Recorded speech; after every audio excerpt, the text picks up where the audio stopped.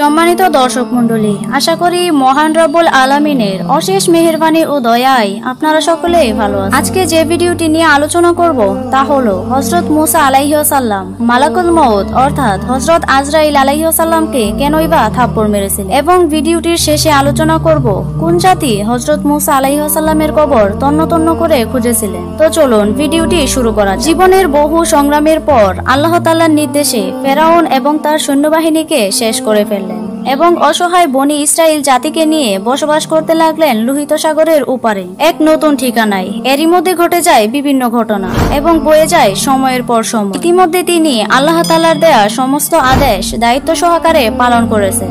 এবার বিশ্রামের পালা। তাছাড়া মুসা আলাইহিস সালামের বয়সও হয়েছে অনেক। তখন তিনি নিজ দায়িত্বে হযরত ইউসা আলাইহিস সালামের উপর তার নিজ দায়িত্ব অর্পণ করলেন, নিজে কিছুটা বিশ্রাম গ্রহণ করলেন। শরীরের শক্তিও প্রায় শেষ হয়ে আসে। বয়স বাড়লে এমনই মনে হয়, মনে মনে ভাবছেন অতীতের বহু কথা। এমন সময় হঠাৎ করে মালাকুল মউত অর্থাৎ আজরাইল ফেরেশতা এসে সালাম দিলেন। হযরত মুসা আলাইহিস সালাম তখন আজরাইল ফেরেশতাকে জিজ্ঞেস করলেন, আপনি কি আমার জান কবজ করার জন্য এসেছেন? আজরাইল আলাইহিস সালাম বললেন, জি হ্যাঁ, আল্লাহ তাআলার প্রবর্তিত স্বাভাবিক নিয়ম অনুসারে আপনার জানটা কবজ করার সময় এসে গেছে। তখন হযরত মুসা আলাইহিস সালাম জিজ্ঞেস করলেন, আপনি কি আমার জানটা মুখ থেকে বের করে নেবেন? অথচ এই মুখ দিয়ে আমি আল্লাহ তাআলার সাথে সরাসরি কথা বলেছি। তখন আজরাইল আলাইহিস সালাম বললেন, তাহলে চোখ দিয়ে বের করে নেব। হযরত মুসা আলাইহিস সালাম বললেন, এই চক্ষু দ্বারা আমি আল্লাহ তাআলার নূর দর্শন করেছি। তারপর আজরাইল আলাইহিস সালাম বললেন, তবে নাক দিয়ে বের করে নেব। হযরত মুসা আলাইহিস সালাম বললেন, আল্লাহর দিদারের মুহূর্তে সে পরিবেশে বেহেশতি সুঘ্রাণ আমি এই নাক দ্বারা নিয়েছি। হযরত আজরাইল আলাইহিস সালাম বললেন, আমি এত কথার জবাব দিতে আসিনি, সময় শেষ, অতএব আমার যেভাবে ইচ্ছা সেভাবে আমি জান বের করে নেব। হযরত মুসা আলাইহিস সালাম আজরাইলের কথায় প্রচন্ড রেগে গেলেন এবং বেয়াদব বলে তার গালে সজোরে একটি থাপ্পড় বসিয়ে দিলেন। ফলে মালাকুল মউতের চক্ষু দুটি বের হয়ে গেল। আজরাইল এই অবস্থায় সোজাসুজি আল্লাহর দরবারে চলে গেলেন এবং আল্লাহর নিকট তিনি সমস্ত কথা খুলে বললেন। আল্লাহ তখন আজরাইলের চক্ষুদ্বয় ঠিক করে দিয়ে বললেন, আমার নবীদের মধ্যে মুসার ন্যায় এত গরম মেজাজ আর জালালি তরবিয়তের নবী আর দ্বিতীয় কেউ নেই। অতএব তার জান কবজের বিষয় আমিই দেখব, তোমার আর তার কাছে যেতে হবে না। কয়েকদিন পর আল্লাহ তাআলা ওহীর মাধ্যমে মুসা আলাইহিস সালামকে বললেন, হে মুসা, তুমি যদি একটি মেষের পশমের সংখ্যা পরিমাণ বছর হায়াতের আর্য করো তবে আমি তোমার জন্য তাই পূরণ করে দেব। তুমি যত বছর পৃথিবীতে বসবাস করতে চাও তত বছরই পৃথিবীতে বসবাস করতে পারবে। মুসা আলাইহিস সালাম এ কথা শুনে ভাবলেন, তারপরে তো অবশ্যই মৃত্যুবরণ করতে হবে, আর এই দীর্ঘ বছরগুলো পৃথিবীতে কষ্ট সহ্য করেই কাটাতে হবে, যেমনটি ইতিপূর্বে কাটাতে হয়েছে।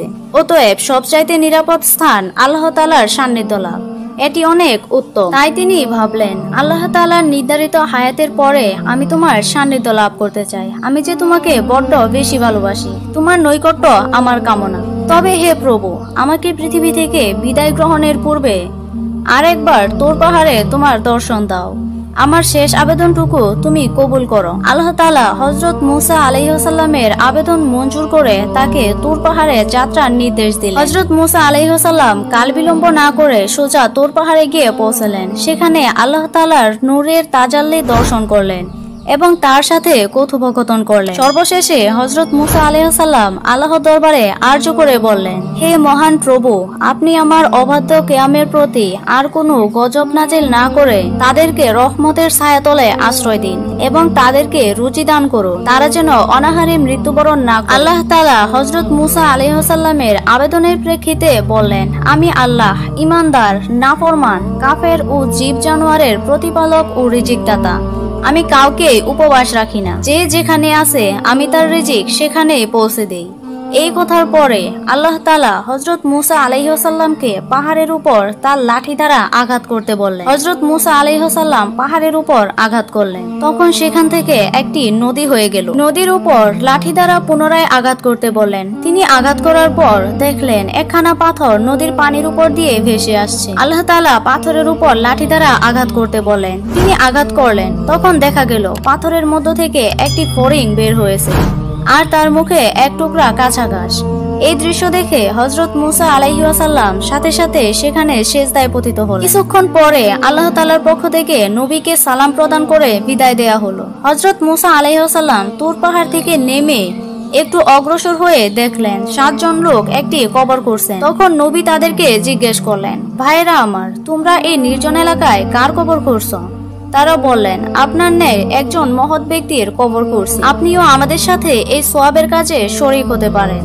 তখন হযরত মুসা আলাইহিস সালাম তাদের সাথে কিছু কবর করার কাজ করলেন। অতঃপর তারা একজন বললেন, যার জন্য আমরা এই কবর করছি তিনি দৈর্ঘ্যে ও প্রস্থে আপনার নেই, অতএব আপনি একবার কবরটি মাপার জন্য নিজে ওখানে শুয়ে পরীক্ষা করে দেখুন। হযরত মুসা আলাইহিস সালাম তাদের কথায় কবরে নেমে শুয়ে পড়লেন এবং বললেন, হে খোদা, কত নির্জন এই জায়গাটি, তুমি আমার জন্য এই জায়গাটি কবুল করো। হযরত মুসা আলাইহিস সালামের আবেদনের সাথে সাথে একজন ফেরেশতা এসে তাকে একটি আপেল খেতে দিলেন। তিনি বিসমিল্লাহ বলে আপেলটি খেতে শুরু করলেন। তখন তার জান কবজ হয়ে গেল। ইন্না লিল্লাহি ওয়া ইন্না ইলাইহি রাজিউন। তখন সেখানে উপস্থিত ফেরেশতারা হযরত মুসা আলাইহিস সালামকে উঠিয়ে ওযু গোসল করালেন, জানাজা পড়ালেন এবং তাকে পুনরায় দাফন করলেন। কোনো মানুষ জানতে পারল না হযরত মুসা আলাইহিস সালামের দাফন কোথায় হয়েছে। বনি ইসরায়েলেরা তার কবরের অস্তিত্ব অনুসন্ধান করে বিফল হয়েছে। মনুষ্য জাতির জন্য তার কবরের অস্তিত্ব আজও অজানা রয়ে গেছে। তিনি পৃথিবীতে আনুমানিক 150 বছর বেঁচে থেকে আল্লাহর সান্নিধ্য লাভ করেছিলেন। সুবহানাল্লাহ।